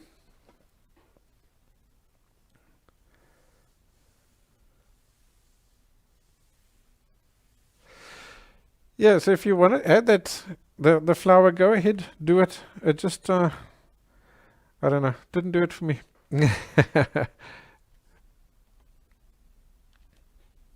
Just maybe, like I said in the beginning, if you want to add that, then just extend that that stem on that flower, just that little bit, so that it's a very distinct little stem and then the flower, as opposed to now it's just it could be something random, because you haven't got that color to tell you what it is, like on the color photograph, or if you were drawing in colored pencil, then it would be easy, because you instantly know that it's a flower, but now you don't, so you have to just make them really stand out to look correct. Also, just to remind you, next week we do have a painting class. I'll do this in acrylic, so it's of an astronaut. I think it should be a nice, fun little painting.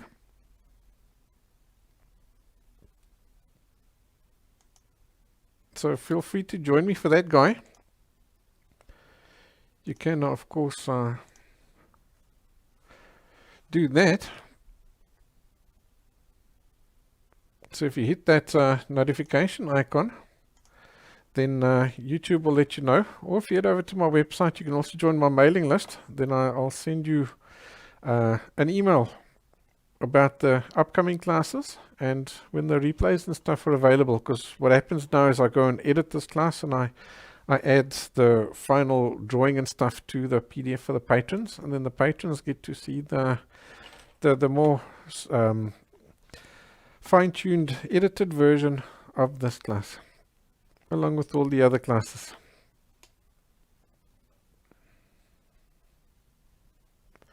So Annie's asking, how do you sign over the dark background? Well, that's pretty easy. Let me show you. Let's see, where can we go to? Yeah, I think we can just head back to over there. So what I'll do is something like this, is I'm actually now going to strategically darken the area even more. So let's just take, say, then HB, and let's say I want to sign over here. So I'm just going to carefully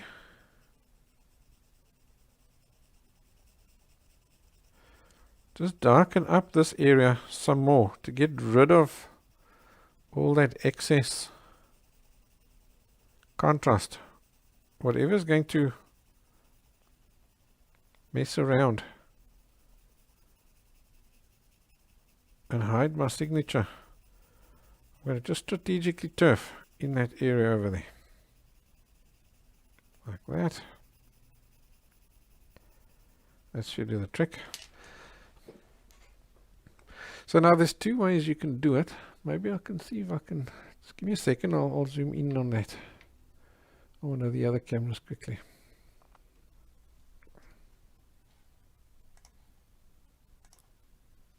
There we go. So now obviously it depends, because you've got a dark background, you can't really go too much lighter. What you can do is just get that little chisel point on the eraser,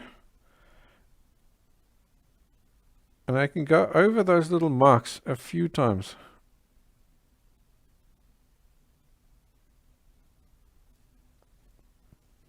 Keep cleaning your eraser.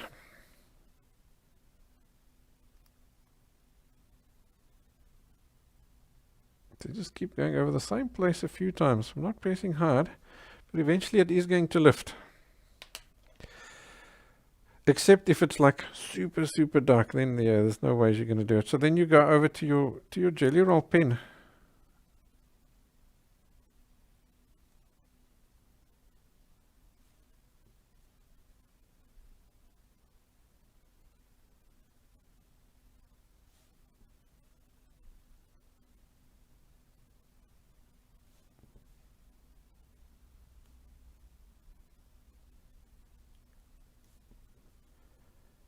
And just keep cleaning him.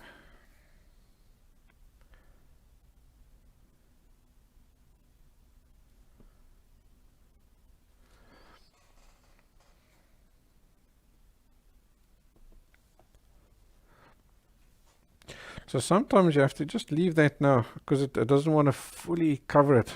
You just leave it for a minute or two just to dry, and you carefully come over the same place. So now you're not drawing over graphite anymore, you're drawing over pen, and you find it'll fill up quite nicely. So in an ideal world, as you see, if you can erase a bit and then use the jelly roll pen to write over the lighter bit, that's the best bit. That's the best way of doing it. But it obviously also now depends on how complex your signature is. I've got a nice simple one, so it's easy for me to do that. So I hope that's answered your question, Annie.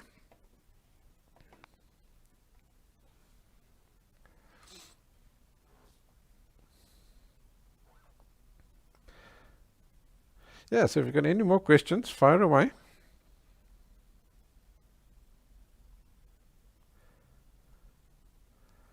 See if I can answer that there for you.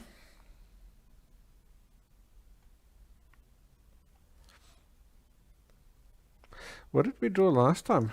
We drew the mist, those misty trees. I saw some really good versions of that on Instagram and on the website. Well done. So my hashtag on Instagram is paint basket, just one word, paint basket. So you can tag me if you've done one of my artworks. I check there every day to see if there's any new ones.